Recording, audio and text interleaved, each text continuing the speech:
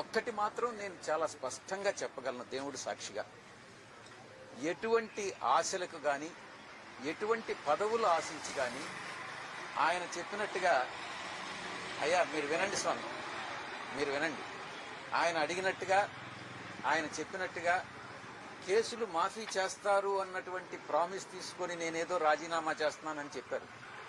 భగవంతుడు సాక్షిగా చెప్తున్నాను, నేను అబద్ధాలు చెప్పనని. అటువంటిది ఏమీ లేదు. ఎవరో కేసులు మాఫీ చేస్తే చేయించుకోవాల్సినటువంటి అవసరం నాకు లేదు. ఏదైనా ధైర్యంగా ఎదుర్కొంటాను. ఈ యొక్క లుకౌట్ నోటీస్ మీద హైకోర్టులో వేశాను నేను. గతంలో నా మీద ఒక మహిళ గురించి ఆరోపణలు చేస్తే మీ మీదనే, కృష్ణ వాళ్ళ ఛానల్ మీదనే నేను డిఫమేషన్ వేశాను.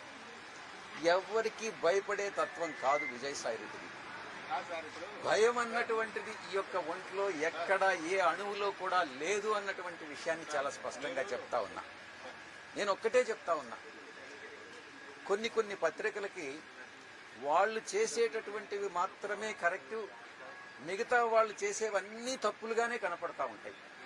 ఈ దృక్పథం మంచిది కాదు, ఈ యొక్క బ్లాక్ మెయిలింగ్ టాక్టిక్స్ మంచిది కాదు అని నేను సవినయంగా నేను మనవి చేసుకుంటా ఉన్నాను. అప్పుడు పరిస్థితులు వేరుగా ఉన్నాయి, ఇప్పుడు పరిస్థితులు వేరుగా ఉన్నాయి. మీరు రాజకీయాలకు వచ్చినప్పుడు పరిస్థితులు వేరుగా ఉన్నాయి, ఇప్పుడు వేరుగా ఉన్నాయి అన్నారు కదా.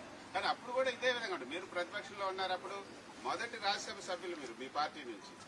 అప్పుడు పరిస్థితులు ఏం వ్యతిరేకం, అప్పుడు ప్రతిపక్ష పార్టీగానే ఉండింది, ఇప్పుడు ప్రతిపక్ష పార్టీగానే ఉండింది. కానీ ఎందుకు మీ ప్రశ్న ఏందో చెప్పండి. ఇప్పుడు రాజీనామా చేయడానికి కారణాలు ఏంటి అంటే నేను చెప్పిన దానికన్నా ఇంకా వేరే కారణాలు ఉన్నాయని నువ్వు నమ్ముతున్నావేమో కానీ నేనైతే నమ్మట్లేదు. అంటే జగన్మోహన్ రెడ్డి పదవి ఇస్తారు, అడగండి, మీరు ఏదైనా ఫ్రీగా అడగొచ్చు. నేను ఇంతకు ముందే చెప్పా, ఒక్క నిమిషం, మీరు అడిగిన తర్వాత నేను జవాబు చెప్పాలా, తర్వాత మీరు ప్రశ్న అడగాల. గవర్నర్ పదవి కానీ, తిరిగి నేను మళ్ళీ బీజేపీలో ఎంపీ కావడం కానీ, లేకుంటే వేరే ఇంకేదైనా పదవులు ఆశించి కానీ, మీ మైండ్లో ఏముందో నాకు తెలియదు. మనసులో ఏ పదవులకు కానీ ఒక్కరి దగ్గర ఒక్క పైసా డబ్బులు తీసుకొని నేను రాజీనామా సమర్పించడం కానీ, భగవంతుడు సాక్షిగా చెప్తున్నాను, అటువంటి హామీలేమీ లేవు. అటువంటి హామీలు తీసుకునేటటువంటి వ్యక్తి విజయసాయి రెడ్డి కాదు అన్నటువంటి విషయాన్ని మరొకసారి చెప్తాను. మీరు నమ్మకుండా ఉంటే అది మీ ఇష్టం. భవిష్యత్తులో అలాంటి అవకాశం వస్తే తీసుకుంటారా? గవర్నర్ గానీ ఎలాంటి అయినా మీ ఉన్నటువంటి రాజకీయ నేపథ్య అనుభవ రీత్యా మీకు ఒకవేళ గవర్నర్ ఇదే ఇవ్వాలని అనుకోండి, ఈ రోజు నా యొక్క ఆలోచన అంతా కూడా, నాకు హార్టికల్చర్ అంటే చాలా ఇష్టం. దాని మీద చాలా రీసెర్చ్ గతంలో కూడా చేశాను, విదేశాల్లో కూడా పర్యటించిన.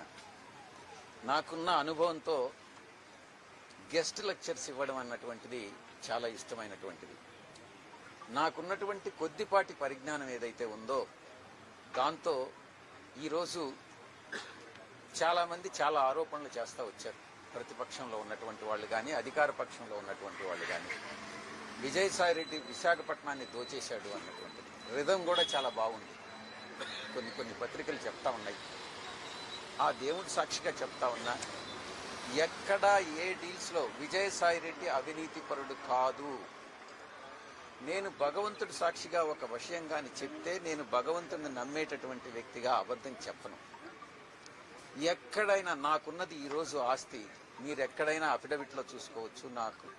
నా కూతురు ఆస్తులన్నీ కూడా, లేకుంటే నా అల్లుడు ఆస్తులన్నీ కూడా వాళ్ళకి ఈరోజు చాలా పెద్ద కంపెనీ, కొన్ని వేల కోట్ల రూపాయల ఆస్తులు ఈరోజు కాదు, 40 సంవత్సరాలుగా వాళ్ళు వ్యాపార రంగంలో ఉన్నారు.